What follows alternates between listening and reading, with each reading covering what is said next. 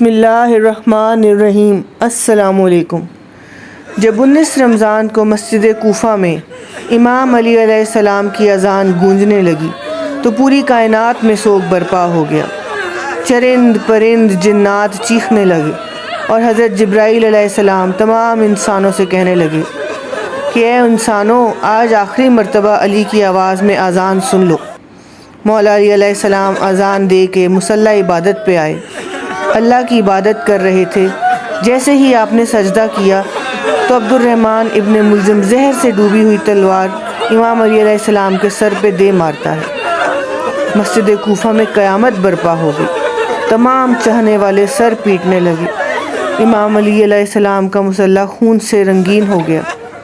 آپ کے سر کا خون آپ کے چہرے اور داڑھی پہ آ لگا۔ کچھ چاہنے والے اس ملعون کو ڈھونڈنے لگے جس نے مولا علی علیہ السلام کو ضرب ماری، تو کچھ مولا علی علیہ السلام کے سر کا خون صاف کرنے لگے۔ اتنی دیر میں امام علی علیہ السلام نے فرمایا، اے حسن، یہ نماز فجر کا وقت ہے، پہلے نماز مکمل کراؤ، اس کے بعد مجھے دیکھنا۔ امام حسن علیہ السلام نے نماز پڑھائی اور مسجد میں موجود تمام مسلمانوں نے نماز پڑھی۔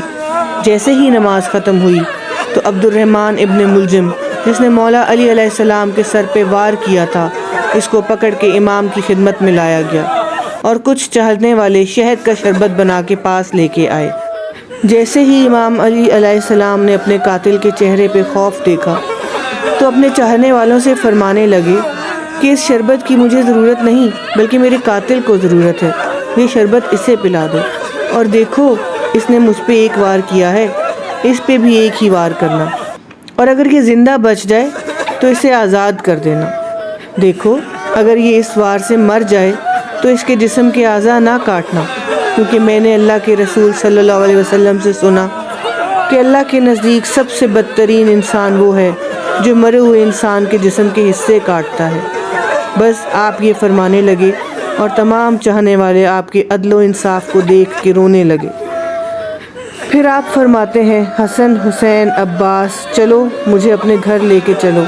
آپ اپنے بیٹوں کے سہارے سے جیسے ہی گھر کے قریب پہنچتے ہیں تو فرماتے ہیں، عباس، سب چاہنے والوں کو کہو کہ واپس اپنے گھر چلے جائیں۔ تو کسی نے عرض کیا، یا امیر المومنین، یہ سب آپ کے چاہنے والے ہیں، اس حالت میں آپ کو کیسے چھوڑ کے چلے جائیں؟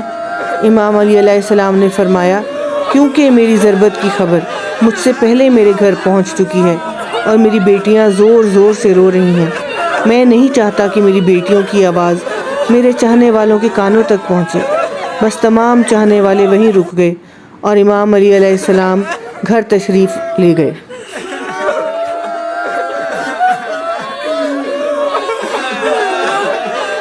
تمام بیویاں امام علی علیہ السلام کو دیکھ کے روتی ہیں اور فریاد بلند کرتی ہیں، اور امام علی علیہ السلام سب کو دلاسا دیتے ہیں کہ مجھ سے میرے بھائی اللہ کے رسول حضرت محمد مصطفیٰ صلی اللہ علیہ وسلم پہلے ہی فرما چکے تھے کہ اے علی، میری امت تجھے رمضان کے مہینے میں مسجد میں ضرب مارے گی اور تیرے سر کے خون سے تیری داڑھی سرخ ہو جائے گی۔ یہ وقت صبر کا ہے۔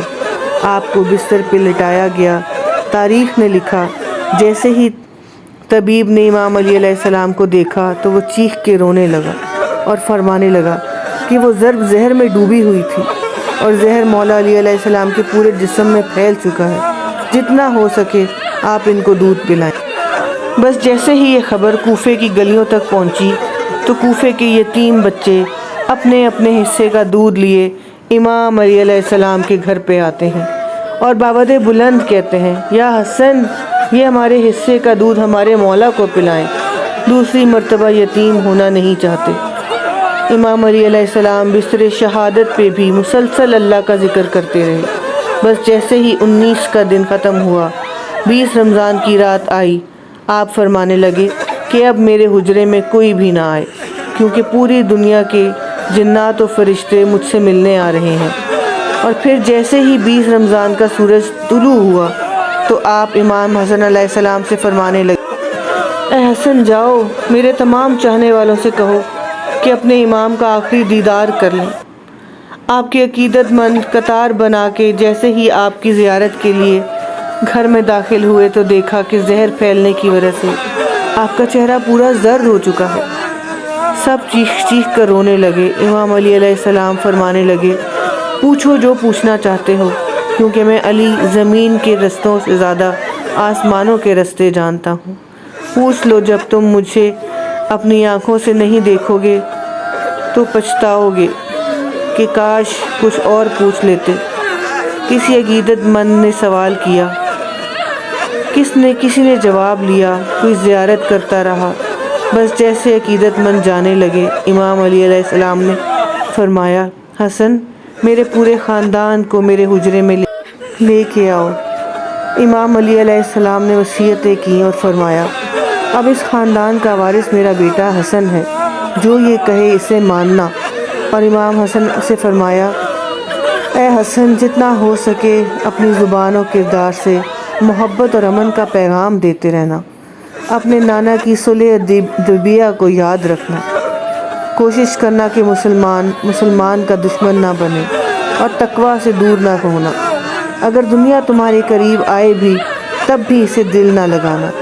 دنیاوی چیز نہ ملنے پر کبھی افسوس نہ کرنا۔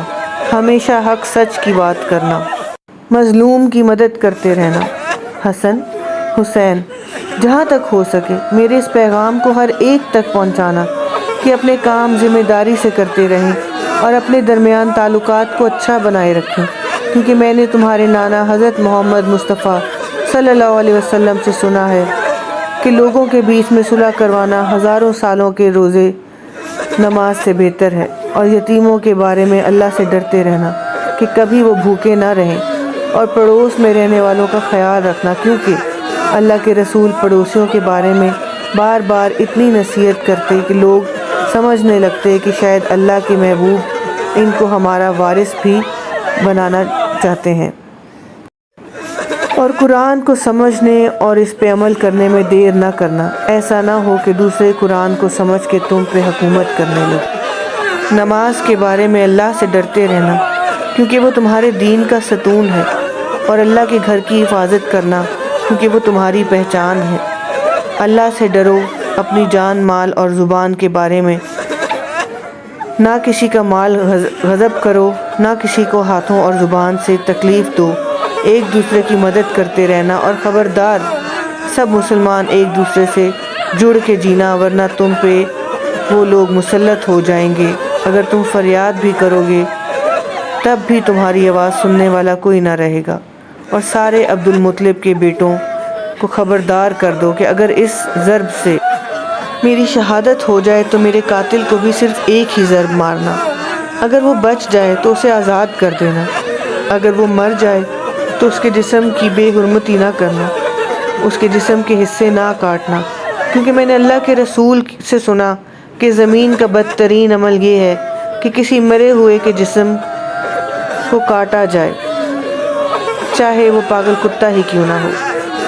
حسن، میرے جنازے میں کسی کو نہ شریک کرنا، پیچھے سے حسن و حسین تم اٹھانا، آگے سے جبرائیل و میکائیل اٹھائیں گے، اور اس کو ایک اونٹنی پر رکھ دینا، جہاں وہ اونٹنی رکے گی وہاں میری قبر بنی ہوئی ہوگی، اور میری قبر کا کسی انسان کو نہ بتانا، کیونکہ اللہ کے دین کے دشمن یہ چاہیں گے کہ میری قبر کھود کے میرے جسم کی بے حرمتی کریں۔ پھر آپ حضرت عباس کو دیکھ کر فرمانے لگے، اے عباس، تم کو میں نے کربلا کے لیے اللہ سے مانگا ہے، آج سے حسین تمہارا آقا ہے، ان کے غلام بن کے جینا۔ پھر امام حسین علیہ السلام کو دیکھا اور رو کے فرمانے لگے، اے حسین، تیری شہادت کی خبر تیرے نانا نے تیری آمد کے وقت ہی سنا دی تھی۔ تجھے 3 دن کا بھوکا پیاسا کر کے کربلا کے میدان میں شہید کیا جائے گا، تیرے بچوں کو، ساتھیوں کو بے دردی سے مارا جائے گا۔ حسین، تیری شہادت کے بعد میری بیٹیوں کو، تیری بہنوں کو رسیوں میں قید کر کے اسی کوفہ اور شام میں دوڑایا جائے گا۔ حسین، اللہ کے دین کے لیے صبر کرنا، اور جب وقت آخر آئے تو اپنی بہنوں اور بیٹیوں سے نصیحت کرنا کہ اسلام کے لیے صبر کرتی رہیں، اور قدم قدم پہ گواہی دیتی رہیں کہ اللہ کے سوا کوئی عبادت کے لائق نہیں، اور ان کا نانا حضرت محمد مصطفیٰ صلی اللہ علیہ وسلم اللہ کے رسول ہیں۔ بس اتنی دیر میں آپ فرمانے لگے سلام یا رسول اللہ۔ سارا خاندان چیخ کے رونے لگا اور کہنے لگا اے ہمارے مولا، کیا ہمارے درمیان اللہ کے رسول موجود ہیں؟ امام علی علیہ السلام نے مسکرا کے فرمایا ہاں، اللہ کے محبوب اور تمہاری ماں فاطمۃ الزہرا مجھے لینے آئے ہیں۔ بس پورا گھر رونے لگا اور یوں امام علی علیہ السلام نے اپنی آنکھیں بند کر لیں۔ آپ کی وصیت پر عمل کرتے ہوئے آپ کے جنازے میں کسی کو بھی شریک نہیں کیا گیا۔ پیچھے سے حسن اور حسین نے اٹھایا تو آگے سے وہ جنازہ خود بخود اٹھنے لگا اور ایک نورانی اونٹنی ظاہر ہوئی، جنازے کو اس پر رکھا اور وہ کوفے سے باہر چلتی گئی۔ ایک ویران جگہ پہ جا رکی جہاں ایک چمکدار پتھر تھا۔ جیسے ہی امام حسن حسین نے اس پتھر کو ہٹایا تو اس پتھر کے نیچے قبر بنی ہوئی تھی اور اس پہ لکھا ہوا تھا کہ یہ قبر اللہ کے نبی نوح نجی اللہ نے بنائی ہے، اللہ کے ولی علی ابن ابی طالب علی علیہ السلام کے لیے۔ سلام ہو اللہ کے ولی امام علی علیہ السلام کی عظمت پر، سلام ہو شیر خدا نفس نبی مومنوں کی امیر حیدر کرار پر، حیدر کرار پر۔